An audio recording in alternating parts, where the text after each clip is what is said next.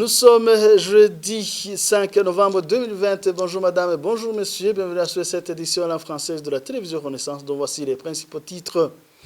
Le Burundi redevient membre à part entière de l'Organisation internationale de la francophonie et devra participer à tous les débats et aux prises de décision qu'elle initiera. La levée des sanctions a été prise ce mercredi par le Conseil permanent de la francophonie. Au moins 28 personnes ont été assassinées, 7 portent disparues et 29 autres arrêtés arbitrairement seulement pour le mois d'octobre. Ces chiffres figurent dans le rapport mensuel de la CAT Burundi. Et c'est officiel, l'aéroport international Melchior Ndadaye de Bujumbura sera rouvert à partir du dimanche 8 novembre 2020, a déclaré Prosper Naouami, secrétaire et porte-parole du gouvernement dans un communiqué du 3 novembre 2020. Voilà pour le sommaire. Encore une fois, bienvenue. Le Conseil permanent de l'Organisation internationale de la francophonie a adopté ce mercredi une résolution levant les sanctions prises contre le Burundi. Depuis que le président Pierre Nkurunziza a manifesté la volonté de briguer un troisième mandat controversé en 2015, la francophonie avait décidé de mettre le Burundi sur son agenda avant de rompre sa coopération avec lui en 2016. Les précisions avec Darlene Ilakoze.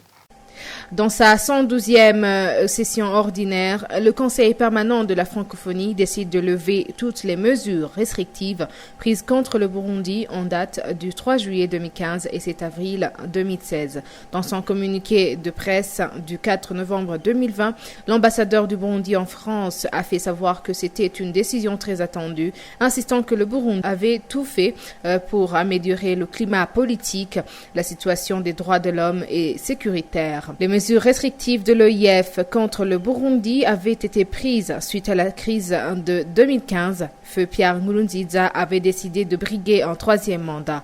À maintes reprises, la délégation burundaise voulait démontrer dans chaque session que le gouvernement burundais, durant la crise, visait à ramener la paix et la sécurité. Mais ce qui a poussé l'OIF à cette décision est, d'après Ernest Niyokindi, l'ambassadeur du Burundi en France, les élections de 2020 qui ont changé le pouvoir, des élections démocratiques et multipartites. Ernest Niyokindi annonce aussi dans son communiqué de presse que ces décisions avaient été prises après la lettre que la délégation burundaise a écrite au secrétaire général de l'OIF demandant qu'elle puisse leur donner une opportunité de faire une déclaration dans la 110e session qui s'est tenue en date du 7 juillet 2020.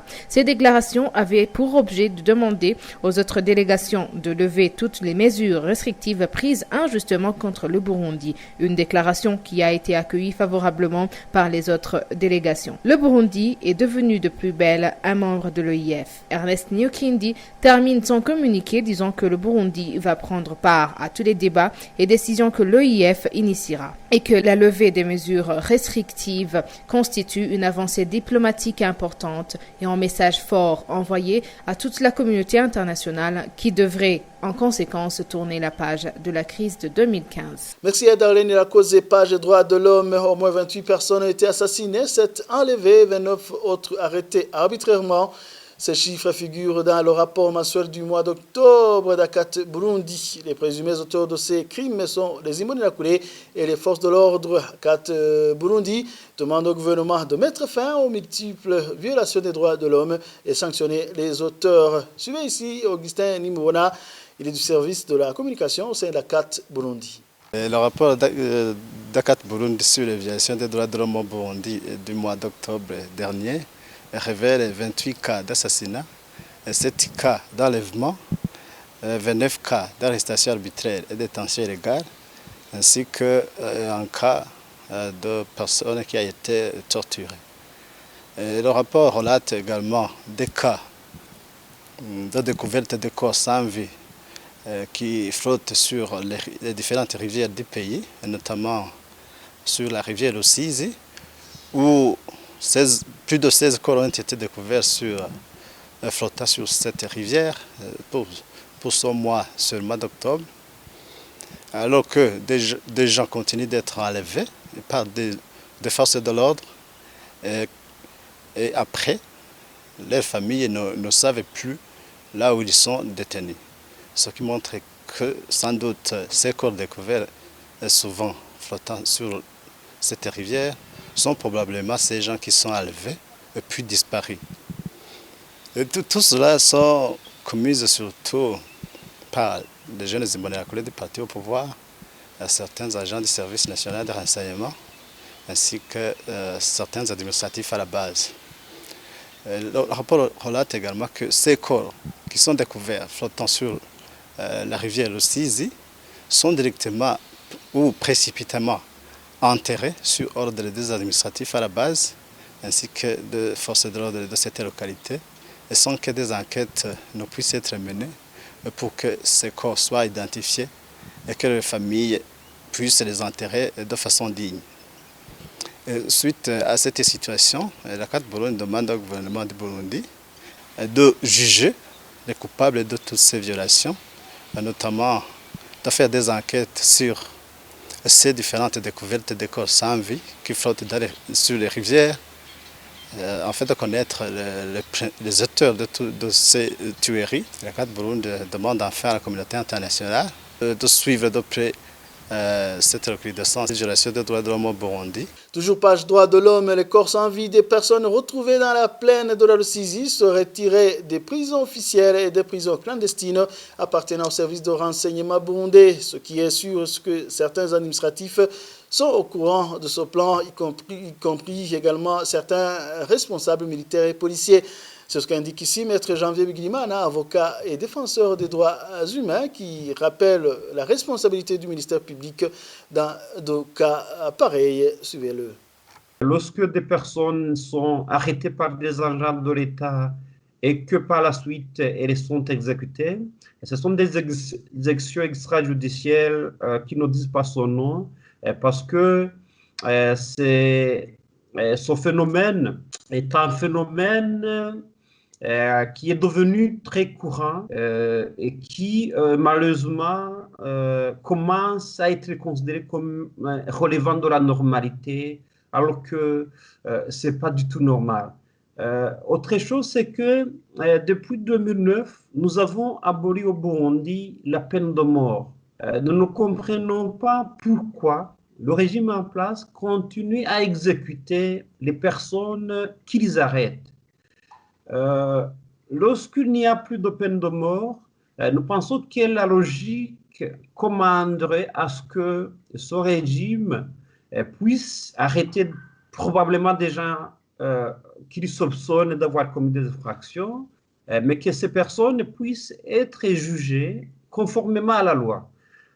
Ces assassinats doivent être décriés. Et ce sont des assassinats qui contredisent ce discours politique comme quoi il y a la paix au Burundi.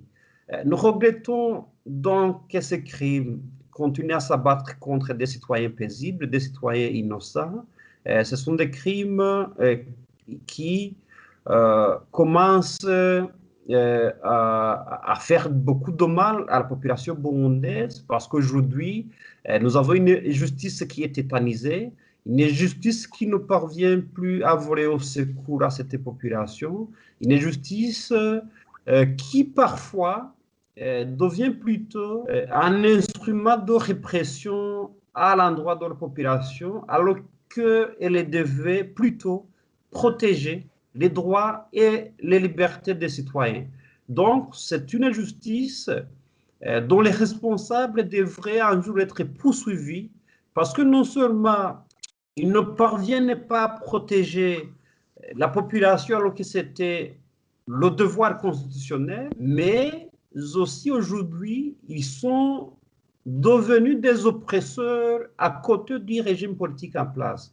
Donc, vous comprenez que la justice burundaise accuse un double manquement. C'est lui de ne pas protéger la population, mais c'est lui aussi de participer à la répression des citoyens, notamment lorsqu'ils sont considérés comme des opposants ou tout simplement lorsqu'ils font objet de simples soupçons, parce que ce régime aujourd'hui est un régime qui est atteint d'une certaine paranoïa et qui n'hésite une moindre seconde à réprimer dans le sang toute personne qui est présumée comme opposant ou ne pas avoir des opinions conformes à celles de ce régime.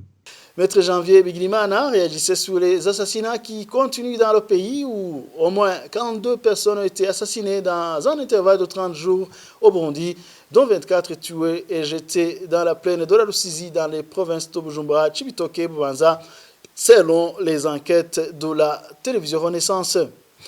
Et la visite d'État du président Évariste Ndayishimiye au Guinée équatoriale ne peut pas être considérée comme une volonté du pouvoir de s'ouvrir. Ces propositions de Charles Nditije, président du parti prenant de l'opposition. Pour lui, le président Ndayishimiye, s'il avait la volonté d'engager le pays sur la voie de l'ouverture, il n'aurait pas boycotté le mini-sommet avec d'autres chefs d'État de la région organisé le mois dernier à l'initiative de la RDC voisin. Suivez Charles Nditije. Les Français disent dis-moi qui tu es, je te dirai qui tu es.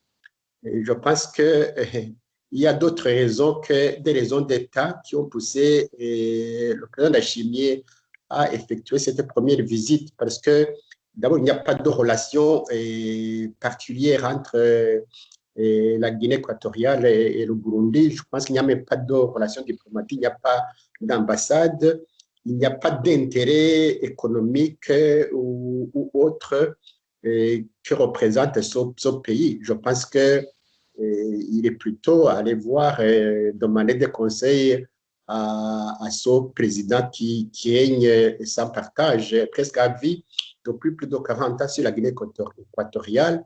Il faut lui dire comment vous arrangez pour rester aussi longtemps au pouvoir, pour que je puisse m'en inspirer pour faire la même chose que vous. Cela est d'autant plus surprenant qu'on se serait attendu à la limite qu'il aille s'associer à son parrain ou son papa, comme il appelle le président Magufuli lors de sa prestation de serment après les élections qui viennent de se passer. On est surpris aussi qu'il se précipite à aller en Guinée, alors qu'il a même refusé de participer à une conférence sur Zoom, sur les téléconférences avec les chefs d'État de la sous-région, alors que la préoccupation première devrait être l'amélioration des relations politiques, économiques, sécuritaires avec les pays de la sous-région, parce que les intérêts du pays Burundi commence par les bonnes relations sur le plan sécurité, sur le plan économique entre les pays voisins.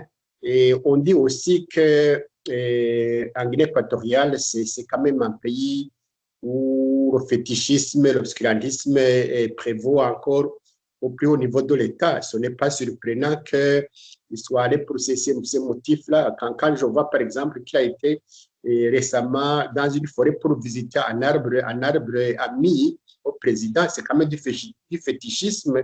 J'ai comme l'impression qu'il y a ce genre de pratiques auxquelles il croit comme le président Nkurunziza.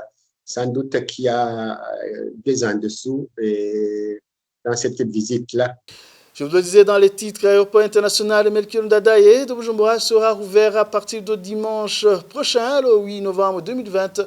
Moyennant l'observation stricte des mesures d'accompagnement contre la pandémie de la COVID-19, l'annonce a été faite mardi par Prosper Ntagwamiye, secrétaire général et porte-parole du gouvernement du Burundi. Les précisions, c'est avec Franck Kazi.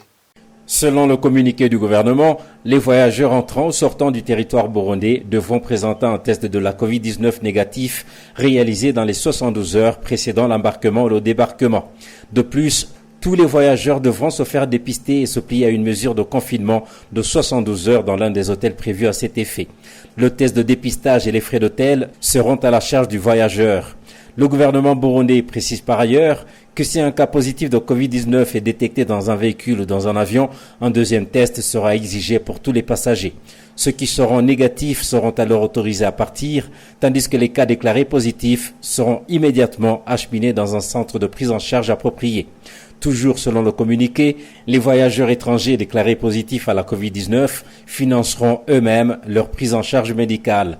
Par ailleurs, les voyageurs devront faire la réservation des hôtels à l'avance en ligne à travers la plateforme agréée par Mediabox. Pour rappel, le gouvernement burundais avait décidé la suspension des vols internationaux commerciaux à l'aéroport international Melchior Ndadaye de Bujumbura au lendemain de l'enregistrement des premiers cas de Covid-19 dans le pays en mars 2020. Merci Franck Kazé. Hors de nos frontières, le monde a les yeux toujours rivés sur les États-Unis. Mais la question de qui, de Trump ou de Biden, gagnera la présidentielle semble s'opposer de moins en moins.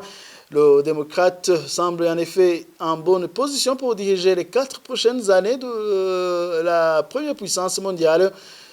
Joe Biden affiche en effet une avance significative sur le républicain sur un ton posé. L'ancien vice-président à qui il ne manque plus que 6 points pour s'ajuger les 270 exigés, s'est adressé à ses partisans dans la nuit de ce mercredi sans crier victoire. Il a tout de même indiqué que seul le décompte total des voix lui assurera la victoire. De son côté, toujours égal à lui-même, Donald Trump a crié au vol. Le président sortant a même déjà fait appel dans certains États clés où il a perdu pour exiger le recomptage des voix. Depuis donc mardi, le milliardaire stagne sur le chiffre de 213 points, loin derrière son rival. Et avant de clore cette édition, rappelons que les 4 journalistes du Goudo Presse Watch totalisent ce jeudi 381 jours à la prison de Bubanza. Ils ont été condamnés par le tribunal de grande instance de Bubanza et doivent purger une peine de 2 ans et demi de prison et payer une amende d'1 million de francs chacun. Ils ont été arrêtés le 22 octobre 2019 à Bubanza alors qu'ils se rendaient en commune Musigati couvrir les affrontements entre les forces gouvernementales et les rebelles. Ces 4 journalistes sont accusés de tentative d'atteinte à la sécurité intérieure de l'État. Les organisations internationales des droits de l'homme et des professionnels des médias trouvent qu'ils sont emprisonnés justement et ne cessent de demander qu'ils soient libérés sans condition. Et voilà, tout est bien qui finit bien. C'est ce qui prend fin cette édition. Merci pour votre attention. À la prochaine.